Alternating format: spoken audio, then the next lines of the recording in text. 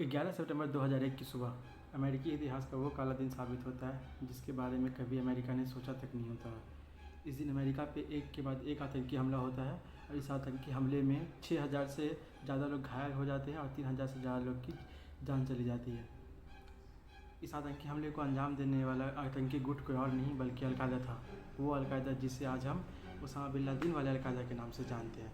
चलिए जानने की कोशिश करते हैं आखिर अलकायदा ने इस हमले को अंजाम क्यों दिया और आखिरकार अलकायदा इतने बड़े हमले को एग्जीक्यूट कैसे कर पाया। 1948 के बाद जब इसराइल एक इंडिपेंडेंट कंट्री बना तब से अमेरिका इसराइल को हर तरीके से सपोर्ट कर रहा है, अनकंडीशनल सपोर्ट कर रहा है। चाहे वो उसे मिलिट्री एड प्रोवाइड करना हो, चाहे वो उसे फाइनेंशियल एड प्रोवाइड करना हो, चाहे वो उसको किसी तरीके की सप्लाई देना हो। आखिर इस चीज़ के लिए अलकायदा क्यों परेशान था? अलकायदा को इससे क्या दुश्मनी थी? अलकायदा को दुश्मनी इसराइल अमेरिकन रिलेशनशिप से नहीं थी बल्कि अलकायदा को प्रॉब्लम इस चीज़ से थे कि अमेरिका जो इसराइल को फंड कर रहा था उस फंड से इसराइल फ़िलिस्तीन के लोगों पर अत्याचार कर रहा था। जैसा कि आज भी हम जानते हैं कि इसराइल फ़िलिस्तीन के लोगों को खुद के ही ज़मीन से निकलने के लिए मजबूर कर रहा है और अपने इलीगल सेटलर को वहाँ सेटलमेंट करवा रहा है। और इस सब किसकी वजह से हो पा रहा है, किसकी मदद से हो पा रहा है? ये सारी चीज़ अमेरिका की मदद से हो पा रही है। इसीलिए ये बात अलकायदा के गुट को पसंद नहीं थी कि मुस्लिम पे कहीं अत्याचार हो और अलकायदा बताना चाहता था अमेरिका को कि मुस्लिम पे अगर अत्याचार करोगे तो तुम्हारे साथ भी बुरा होगा। रीज़न 2, अमेरिका का मिडिल ईस्ट में बढ़ता हुआ इन्फ्लुएंस।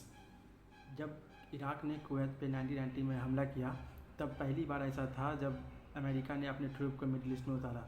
इराक तो वो वार हार गया लेकिन उस वार के बाद आज तक अमेरिकन ट्रूप मिडिल ईस्ट से नहीं जा पाई, जबकि उस वार के बाद से ही अमेरिका के ट्रूप की संख्या दिन ब दिन बढ़ती ही जा रही थी मिडिल ईस्ट में और अभी भी बढ़ती जा रही है। और इसलिए भी अलकायदा उससे नाराज़ था क्योंकि Saudi Arabia, UAE, Kuwait, Oman, Iraq, Iran सब जगह यूएसए का इन्फ्लुएंस बढ़ रहा था और यूएसए ही सारे के कंट्री के ऑयल रिजर्व पे कंट्रोल कर रहा था और ये चीज़ भी अलकायदा को पसंद नहीं आ रही थी।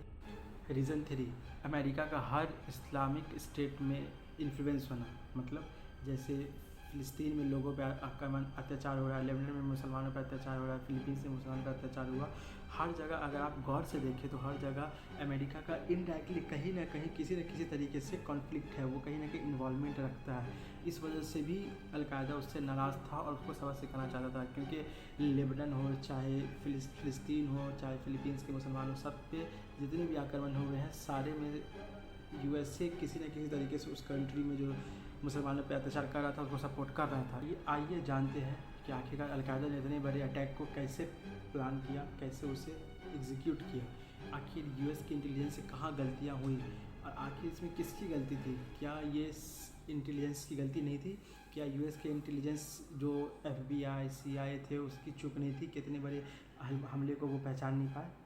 इस सब की शुरुआत होती है सुबह 5:45 पे जब बोस्टन के एक इंटरनेशनल एयरपोर्ट से 5 आतंकी अमेरिकन एयरलाइंस की फ़्लाइट नंबर 11 में बैठते हैं और किसी को नहीं पता होता है कि वो आतंकी है और उस टाइम सिक्योरिटी में भी वो सक्सेसफुली निकल जाते हैं, जबकि उनके पास उस टाइम में ग्रेनाइड, गन और ना जाने कितने सारे हथियार थे, लेकिन फिर भी वो सिक्योरिटी चेक पास कर लेते हैं।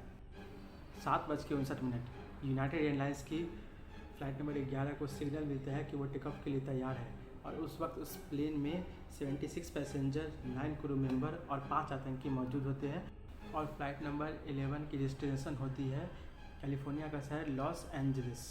8:15 पे बोस्टन के इंटरनेशनल एयरपोर्ट से एक और फ़्लाइट उड़ान भरती है जो कि होती है यूनाइटेड एयरलाइंस की फ़्लाइट नंबर 175। इस फ्लाइट का भी डेस्टिनेशन होता है कैलिफोर्निया का शहर लॉस एंजलिस। इस फ्लाइट में 53 पैसेंजर, 7 क्रू मेंबर और 5 हाईजैकर मौजूद होते हैं। 8:19 वो समय होता है जब फ्लाइट नंबर 11 को टेक ऑफ के 20 मिनट भी नहीं होता है और आतंकी उस फ्लाइट को सक्सेसफुली हाईजैक कर लेते हैं और उस फ्लाइट का कंट्रोल अपने हाथ में ले लेते हैं। और एक बात यहाँ पर नोट करने की ये है कि इस सारे आतंकियों को फ़्लाइट उड़ाने की भी ट्रेनिंग दी जाती है, तो यहाँ तक जितने भी फ़्लाइट हाईजैक हुए हैं सारी फ़्लाइट को आतंकी ही उड़ा रहे हैं फ़्लाइट के पायलट को मारकर।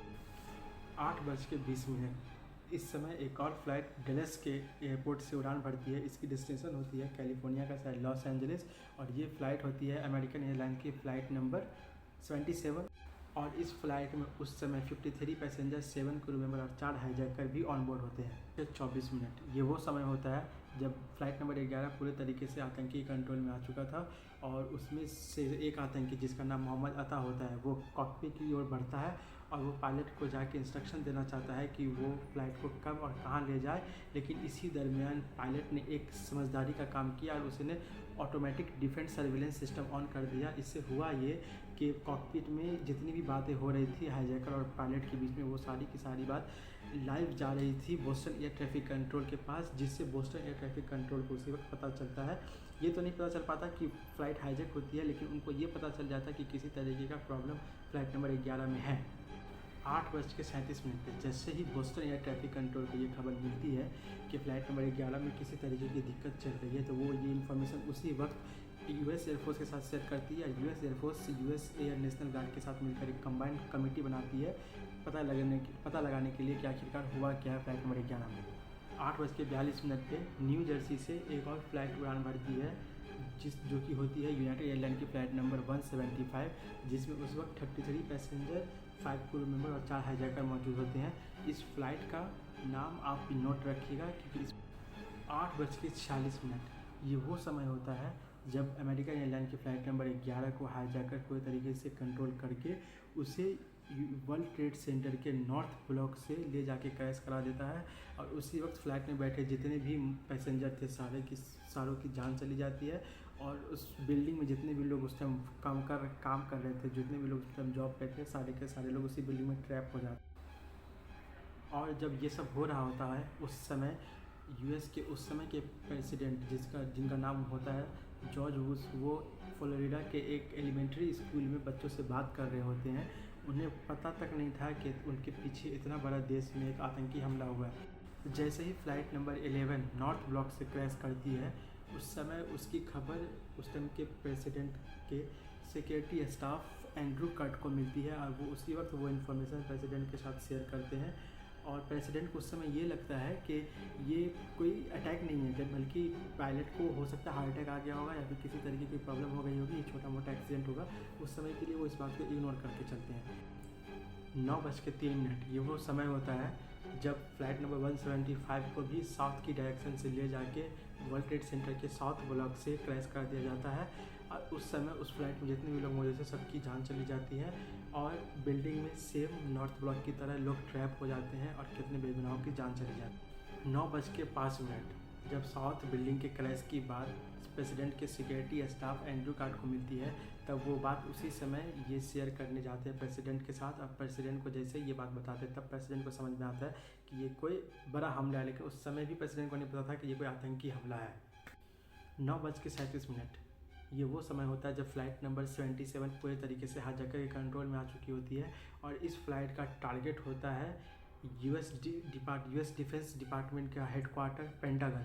और इस समय फ़्लाइट नंबर 77 को ले जाकर पेंटागन के साउथ ब्लॉक से क्रैश कर दिया जाता है और इसमें उस समय में जितने भी पैसेंजर बैठे थे सारे के सारे लोगों की जान चली जाती है और 125 से ज़्यादा सिविलियन की अकेले में पेंटागन में मौत होती है, जिसमें से कुछ सिविलियन होते हैं और कुछ मिलिट्री के भी लोग होते हैं मौजूद। 9:45 पर यूएस एयर स्पेस को शट डाउन करने की इन्फॉर्मेशन दी जाती है और जितने भी एरोप्लेन उस समय यूएस एयर स्पेस में थे सबको बोला जाता है कि अपने नियरेस्ट एयरपोर्ट पे जल्द से जल्द लैंड करें। और अकेले उस समय यूएस एयर स्पेस में 4000 से ज़्यादा जहाज़ें थी और सारी की सारी फ्लाइट अपने नियरेस्ट एयरपोर्ट पे उस समय तक उतर चुकी थी ऑर्डर मिलने के बाद में।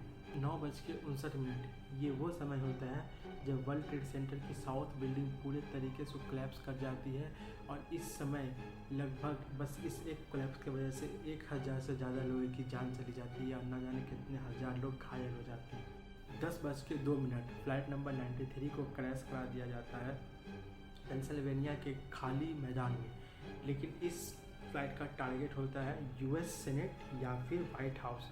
इसका एक टारगेट फिक्स नहीं होता है, लेकिन इसमें सिविलियन के हौसले की वजह से और भी जो डेथ स्केल बढ़ सकता था उसको कम करा जा सका। जैसे ही फ़्लाइट नंबर 93 हाईजैकर्स ने हाईजैक किया, उसी समय उसमें बैठे सारे के सारे पैसेंजर्स ने एक दूसरे से बात करके एक ग्रुप बना करके वो हमला करने का वापस हाईजैकर पे हमला करने का प्लान बनाते हैं और ये प्लान सक्सेसफुल कहीं ना कहीं होता है। जैसे ही आतंकियों को पता चलता है फ़्लाइट नंबर 93 में कि पैसेंजर्स मिलके हम पे हमला करने वाले हैं, तो उसमें से जो हाईजैकर प्लेन उड़ा रहा होता है उससे ऑर्डर दिया जाता है कि कहीं भी फ़्लाइट को क्रैश करा दो उससे पहले कि हम अमेरिकी डिफेंस के हाथ में आ जाए। और इस तरह फ़्लाइट नंबर 93 को पेंसिल्वेनिया के खाली रेगिस्तान में क्रैश करा दिया जाता है, जिसका टारगेट होता है व्हाइट हाउस।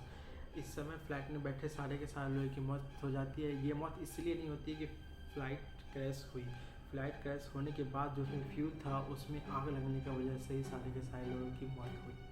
10:18 जैसे ही प्रेसिडेंट जॉर्ज बुश को ये खबर मिली कि एक और फ्लाइट क्रैश हो चुकी है पेंसिल्वेनिया में, तब वो उस समय यूएस एयर स्पेस को पूरे तरीके से शट डाउन करते हैं और वो ऐलान करते हैं कि अगर यूएस एयर स्पेस में कोई भी फ़्लाइट उड़ान भरती हुई दिखे तो उसे शूट डाउन कर दो, क्योंकि उस समय तक पता ही नहीं था कि अभी और कितनी फ़्लाइट क्रैश होनी बाकी है और प्रेसिडेंट और रिस्क नहीं लेना चाहते थे और सिविलियन की मौत का कारण नहीं बनना चाहते थे। 10:28 ये वो समय होता है जब WTC की नॉर्थ बिल्डिंग भी कोलैप्स कर जाती है और कुछ इस तरह अकेले वर्ल्ड ट्रेड सेंटर के कोलैप्स करने की वजह से और उस पर जो क्रैश हुआ, आतंकी हमला हुआ, उसके वजह से न्यूयॉर्क में 2000 से ज़्यादा लोगों की जान चली जाती है और लगभग 3500 से 4000 लोग घायल हो जाते हैं।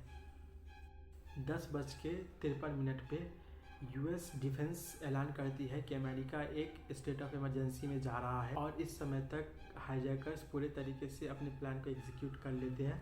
चारों की चारों फ्लाइट क्रैश हो जाती है और 3000 से ज़्यादा लोगों की जान जाती है, 6000 से ज़्यादा लोग घायल होते हैं। लेकिन आपको नहीं लगता है कि यहाँ पे यूएस की इंटेलिजेंस एजेंसी की बहुत बड़ी गलती है, जो उस समय भी सबसे हाई पे होती थी, आज भी सबसे हाई पे FBI हो चाहे CIA हो, आखिर उनसे इतनी बड़ी चूक हुई कैसे? आखिर वो कैसे नहीं पता लगा पाए कि इतने बड़े लेवल पे एक टेररिस्ट अटैक प्लान हो रहा है और वो अंजाम भी दे दिया गया सक्सेसफुली। अगर आपको भी ऐसा लगता है कि CIA FBI की भी यहाँ पे बहुत बड़ी चूक है तो आप कमेंट पर ज़रूर बताइए। और इस 2 घंटे के अंदर 4 अलग अलग अटैक की वजह से पूरा का पूरा अमेरिका सहमा होता है और पूरे अमेरिका में खौफ होता है कि अगला टारगेट कब और क्या होने वाला है। लेकिन फॉर्चुनेटली उस समय के बाद एक भी फ्लाइट हाईजैक नहीं हुई और ना ही वो क्रैश। इस हमले के बाद से ही ऐसा है कि हमें एयरपोर्ट पे सिक्योरिटी देखने को मिलती है, क्योंकि 9/11 के हमले से पहले एयरपोर्ट पे इतनी ज़्यादा सिक्योरिटी नहीं हुआ करती थी। बेसिक सिक्योरिटी होती थी, चेकिंग होती थी, ऑन बोर्ड हुआ ख़त्म बात, सिक्योरिटी चेकिंग नहीं होती। अभी भी बहुत सारी जगहों पे सिक्योरिटी चेकिंग ज़्यादा नहीं होती है, लेकिन 9/11 के हमले के बाद ही दुनिया ने एक नया स्टैंडर्ड अपनाया एयरपोर्ट पे।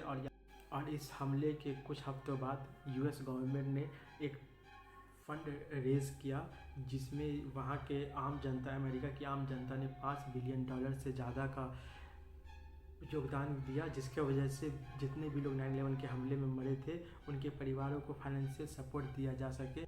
क्या आप जानते हैं जिस ज़मीन पर उस समय वर्ल्ड ट्रेड सेंटर हुआ करता था, 9/11 के हमले के बाद उस वर्ल्ड ट्रेड सेंटर को हम ग्राउंड ज़ीरो या फिर 9/11 मेमोरियल के म्यूज़ियम के नाम से जानते हैं।